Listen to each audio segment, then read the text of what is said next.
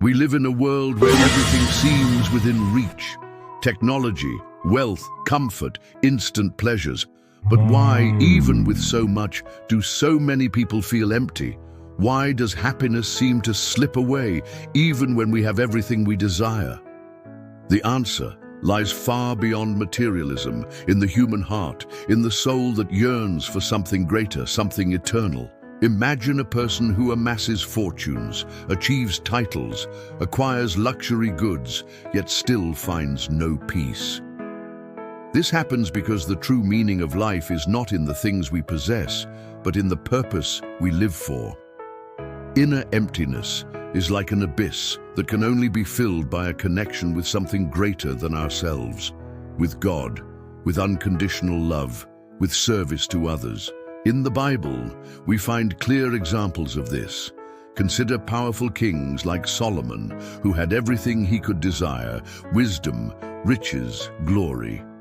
Yet he confessed, "All is vanity and a striving after wind."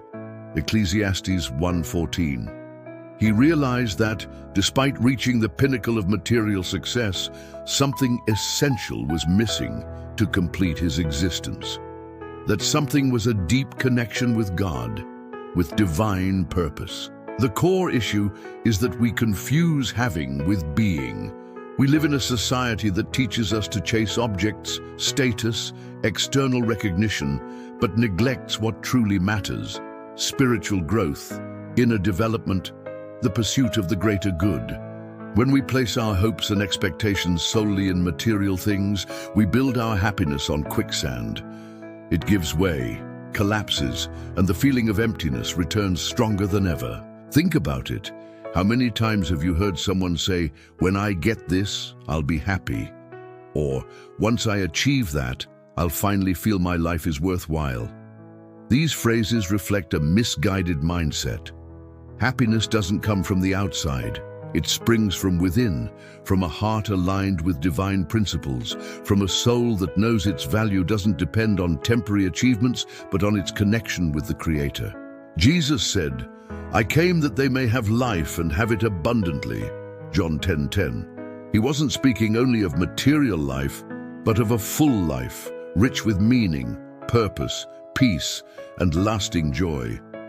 Eternal satisfaction isn't found in things we can touch or possess, but in a relationship with God, in genuine love, in service to others, in the constant pursuit of holiness. How many people spend their energy chasing worldly dreams, unaware that they're missing opportunities to cultivate true relationships, to love deeply, to serve others with humility and compassion? Inner emptiness arises precisely when we neglect these fundamental aspects of life. It's like trying to fill a leaky bucket with water. The more we chase fleeting things, the faster they slip away, leaving an even larger void. A biblical example that illustrates this is the story of Ananias and Sapphira, who lied about their offerings to God. They wanted to appear generous, but hid part of the money for themselves. The result was tragic. They lost their lives. Jesus wasn't concerned with the money itself, but with their hearts. He sought a sincere, authentic connection based on faith and love. When we deny that connection, we deny the source of true happiness. Another crucial point is understanding that inner emptiness isn't necessarily caused by a lack of something, but by the wrong direction we give our lives. Often, we're so busy chasing material goals that we lose touch with what truly matters: our own being, the people around us, God's presence in our days. It's like sailing on the high seas without a compass, without a clear course. We always end up at false harbors, places that seem good but, deep down, don't satisfy us. So what's the solution? How do we fill this seemingly insatiable void? The answer lies in returning to the essentials. We don't need to abandon everything we have, but we must shift our priorities. Instead of seeking to have, we should seek to be. Instead of focusing on what we can gain, we should focus on what we can give. Instead of looking outward, we must look inward, to the heart that longs for something greater. The transformation begins when we let go of the illusion that material things can fully satisfy us. We need to recognize that we are spiritual beings, created to transcend the physical world. Our true home is in heaven, and while we're here, our mission is to prepare to return to Him. How do we do this? First, we must cultivate a personal relationship with God. This means praying, meditating, studying the Word, seeking spiritual guidance.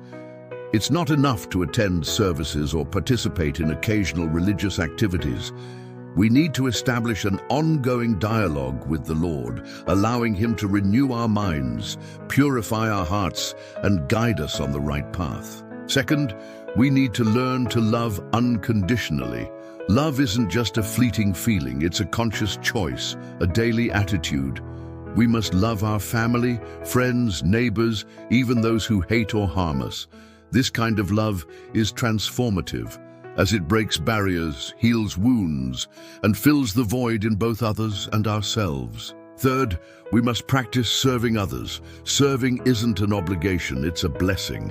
When we dedicate our time, talents, and resources to helping others, we fulfill Jesus' greatest commandment. You shall love the Lord your God with all your heart, with all your soul, with all your mind, and with all your strength, and your neighbor as yourself. Mark 12:30-31. By serving, we connect with the greater purpose of life, glorifying God and building the kingdom of heaven. Finally, we must cultivate gratitude. Even in difficult situations, we should give thanks for all we have.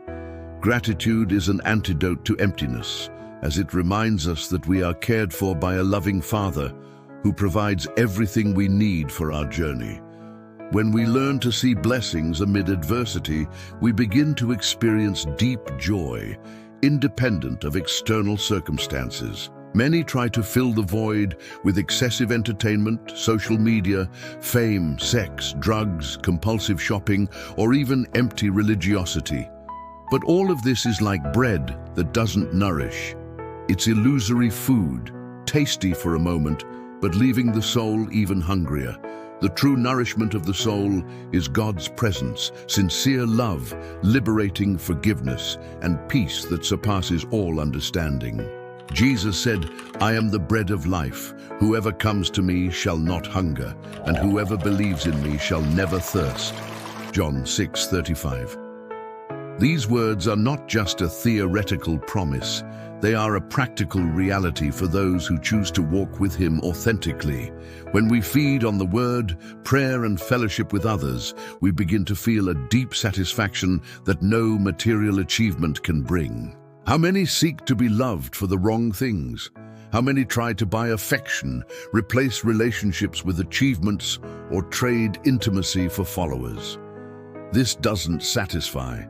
The human soul was created for something greater, to be nourished by true love, justice, kindness, and eternity. Nothing less will suffice.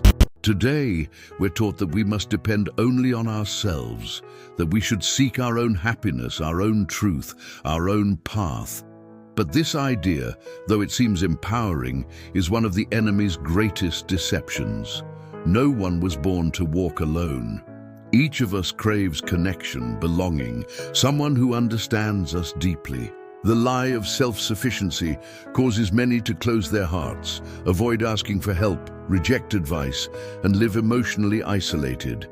And it's precisely in isolation that emptiness grows. Jesus always called us to fellowship, to be together, to be family, body, church. A solitary Christian is a vulnerable Christian.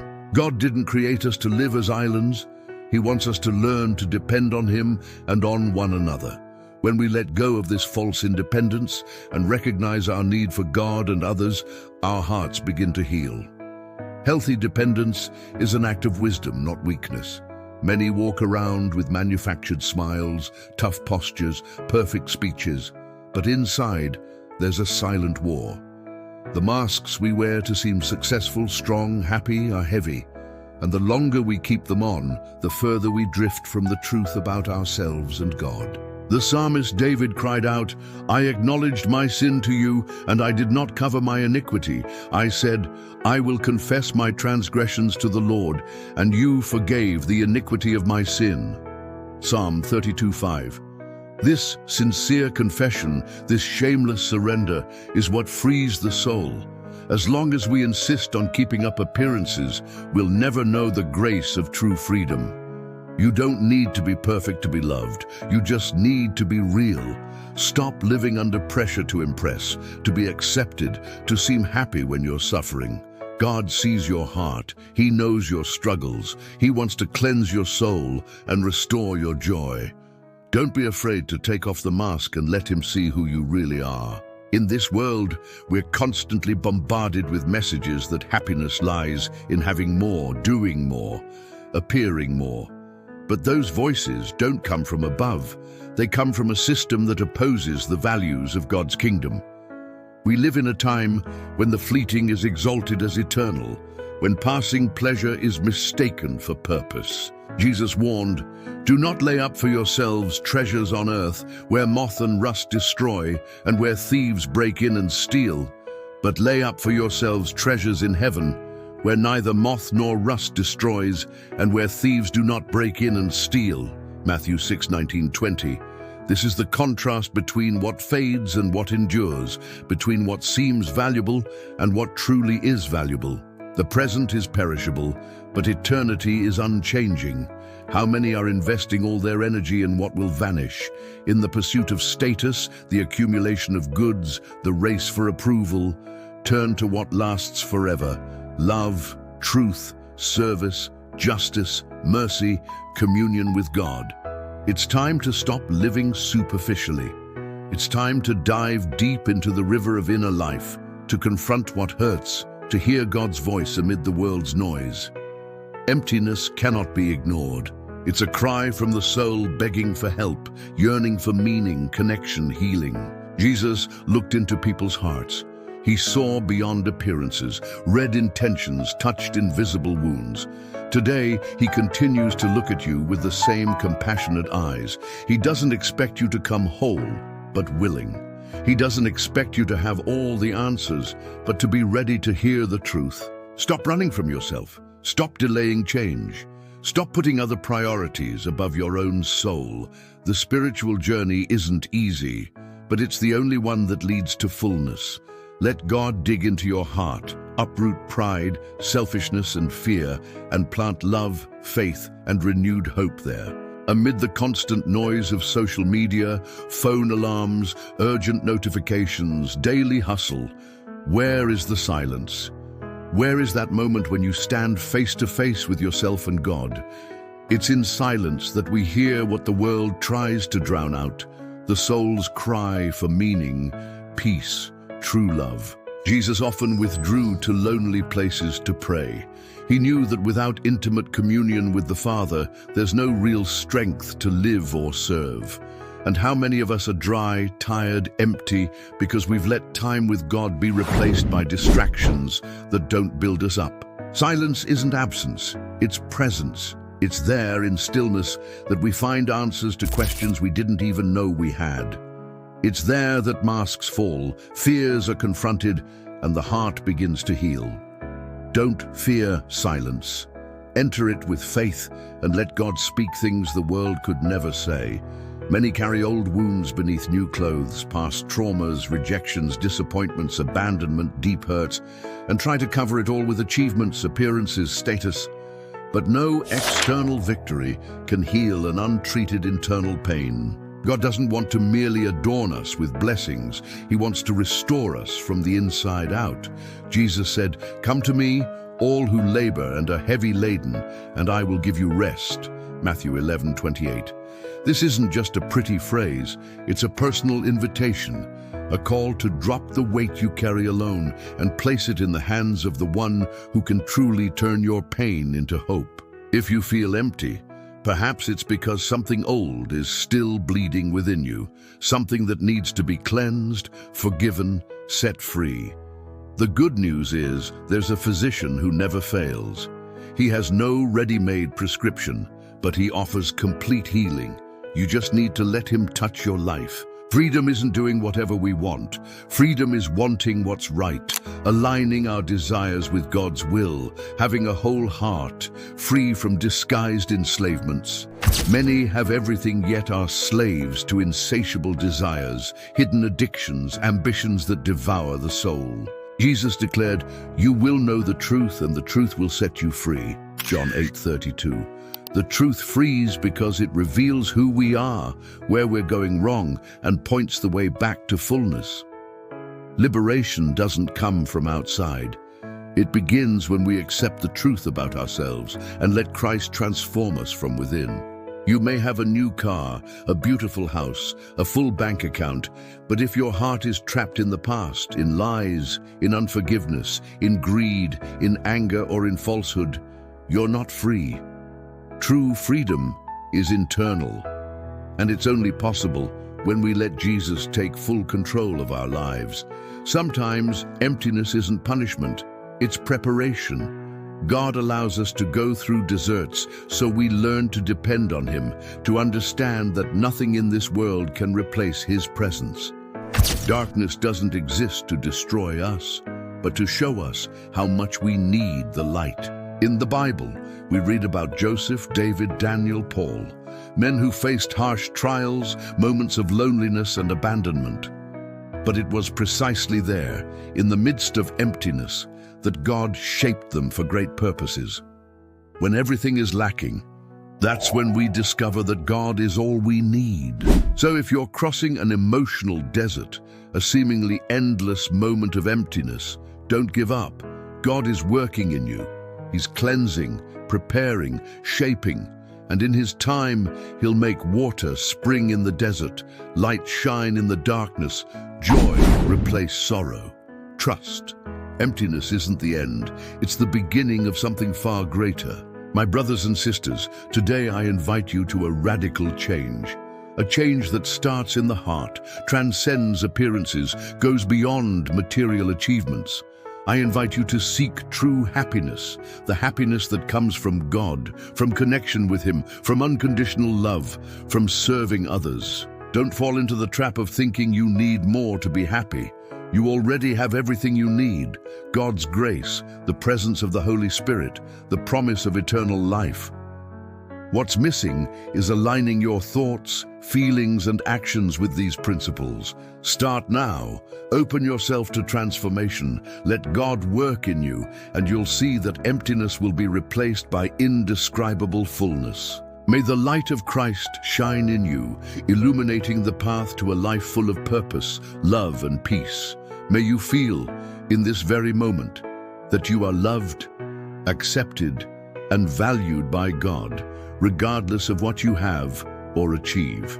You are precious in the Lord's eyes, and he desires that you experience true happiness, the happiness that transcends time and space.